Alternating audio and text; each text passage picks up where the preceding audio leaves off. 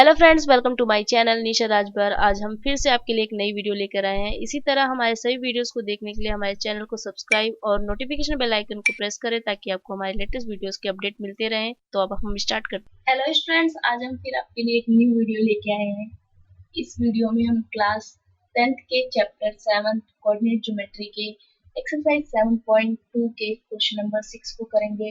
अगर आपको question number 6 से पहले या बाद के क्वेश्चन के सॉल्यूशन को देखना है तो आप हमारे नीचे दिए गए डिस्क्रिप्शन बॉक्स के लिंक पे जाके देख सकते हैं। तो अब हम स्टार्ट करते हैं क्वेश्चन नंबर 6। क्वेश्चन नंबर 6 क्या कह रहा है? If 1 2 4y x 6 and 3 5 are the vertices of parallelogram। हमें ध्यान रखना पड़ेगा किसके वर्टिसेस हैं? पैरेललोग्राम के। Taken in order find x and y। Parallelogram के वर्टिसेस गिवन है और वो भी किसमें? ऑर्डर में। ठीक है, एंड फाइंड x और y की वैल्यू को हमें फाइंड करना है। तो मैंने फिगर बना लिया पहले से ताकि वीडियो लंबी ना बने और हम जल्दी जल्दी क्वेश्चन को फिनिश कर दें।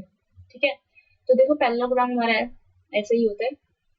आप लोगों को पता ही होगा क्योंकि शुरू से आप शेप्स को पहले कर चुके हो। तो अभी स्टार्ट करते हैं। देख, ये ए है, ए हमने लिया। और हाँ, ध्यान रखना क्योंकि इसमें साफ साफ बोला है कि टेकन इन ऑर्डर। वैसे भी कोई भी फिगर हो में ऑर्डर में ही रखना चाहिए। लाइक ए यहाँ है, बी यहाँ, सी यहाँ और डी ऐसे ही होना चाहिए। ऐसा नहीं करो कि आप ए यहाँ रख लो, फिर बी को यहाँ रख लिया, सॉरी ए को यहाँ रख लिया, बी को यहाँ रख लिया, सी को यहाँ या डी को, ऐसे कुछ मत रखो, अरेंज में रखो। अगर आप नीचे से स्टार्ट करते हो तो ए यहाँ, बी सी डी ऐसे। ठीक है, और ओ पैरेललोग्राम की प्रॉपर्टी बता दे रही हूँ कि आमने सामने जो साइड्स होती हैं वो इक्वल होती हैं। ठीक है, तो ये और इसके डायगोनल यानी ए सी और बी डी दो डायगोनल हैं और वो इंटरसेक्ट कर रहे हैं पॉइंट पे जो कि ओ है। ठीक है, ये हमें दे रखा है। तो अब हम लेट कर लेते हैं। हमें गिवन है क्या है, तो हम पहले देखते हैं गिवन। गिवन डेट क्या क्या गिवन है हमें? पॉइंट पॉइंट्स ए, ए क्या है हमारा? 1 2, b 4 y, c x and 6, d हमें दे रखा है 3 एंड 5। ठीक है, ये हमें दे रखा है। हम लिख देते हैं आर वर्टिसेस, ये आर है। ठीक है, वर्टिसेस ऑफ आ पैरेललोग्राम। ठीक है, ये हमें गिवन है। ठीक है, और यहाँ पे मैं मेंशन भी कर दे रही हूँ क्या है? 1 2, बी हमारा दे रखा है 4 एंड वाई, सी दे रखा है हमें एक्स एंड 6 और डी दे रखा है हमें 3 और 5। ठीक है, अब हमें गिवन क्या है हमने वो मेंशन कर दिया। तो जैसे कि हम जानते हैं तो हम यहाँ लिख दिया। ठीक है, यहाँ हम लिख दे रहे हैं वी नाउ डेट, या फिर अकॉर्डिंग टू क्वेश्चन कुछ भी लिख सकते हो। ठीक है, तो यहाँ हमने क्या कह रहा है? Mid point of B D and A C intersect at same point at O. ठीक है, एक दिख रहा है ना आपको, जानते भी हो आप कि जो बी डी और ए सी और बी डी जो है इंटरसेक्ट कर रहा है सेम पॉइंट पे, कहाँ पे? ओ पे। ठीक है, तो इसको हम आगे करते हैं सॉल्व। तो हम लिख देते हैं the diagonal of parallelogram bisect each other. तो इसकी वजह से अब हम क्या कर रहे हैं, आपको जब कोई भी चीज दो इंटरसेक्ट कर रही है तो हमें मिड पॉइंट फॉर्मूले के यूज करके हम कर सकते हैं। तो हमने लिख दिया मिड पॉइंट ऑफ ए सी। ए सी का मिड पॉइंट यानी ए सी का मिड पॉइंट क्या है, उसको यूज करेंगे हम। और मिड पॉइंट का फॉर्मूला आपको पता है, करते हुए आए हो तो देखो, x1 प्लस x2 अपॉन में 2, फिर y के लिए भी यही सेम, y1 y2 अपॉन में 2। ठीक है, अब हमें डायरेक्टली AC का निकालना है, तो हमें ये हमारा क्या हो जाएगा, x1 y1 x2 y2। ठीक है, अब हमें डायरेक्टली वैल्यूज को पुट करना है। x1 क्या है हमारा, देखो x1 हमें दे रखा है 1, और x2 है हमारा x अपॉन में 2, y1 है हमारा कितना, y1 है देखो यहाँ पे y1 है 2, और y2 है हमारा 6। मैंने वैसे मेंशन कर दिया फिगर में ही, तो हमें जल्दी बस देखना है और वैल्यूज को फटाफट पुट करना है। ठीक है, अब देखो, अब हम और सिंप्लीफाई कर लेते हैं।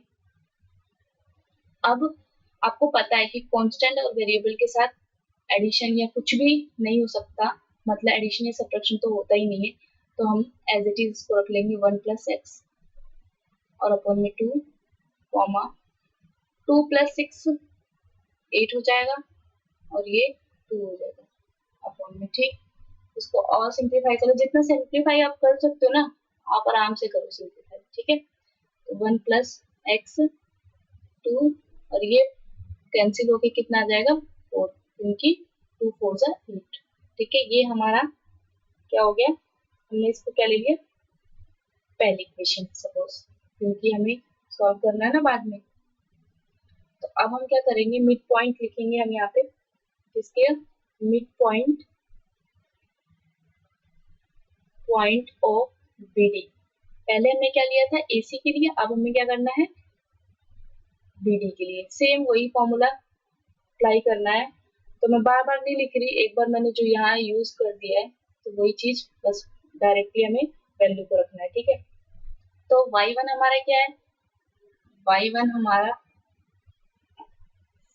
सॉरी, इसके लिए भी x1 पहले निकालना है ना, तो x1 हमारा देखो क्या है, अब बीडी के लिए कंसीडर करोगे तो बीडी के टाइप में तो हमारा ये क्या हो जाएगा, ये हमारा x1 y1 और ये x2 y2। बस अभी आप यहाँ देखते रहो और वैल्यू को पुट कर दो। ठीक है, तो x1 कितना है हमारा 4, और x2 है हमारा 3 अपॉन में 2, फिर y1 हमारा है y प्लस y2 है हमारा 5 अपॉन में 2।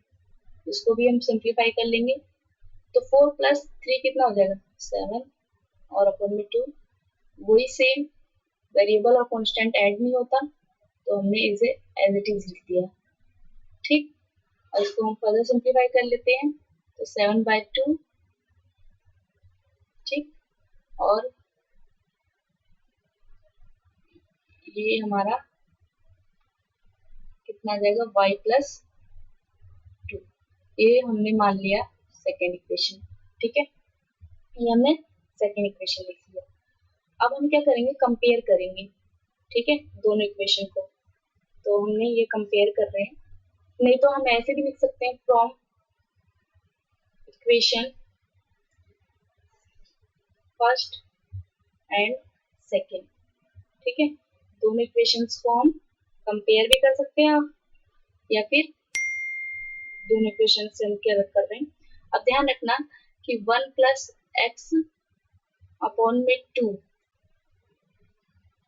ये किससे कंपेयर हो रहा है हमारा, x वाले को x से, यानी ये वाला इससे और ये वाला इससे, x वाले टर्म्स को x से और y वाले टर्म्स को y से हमें कंपेयर करना है।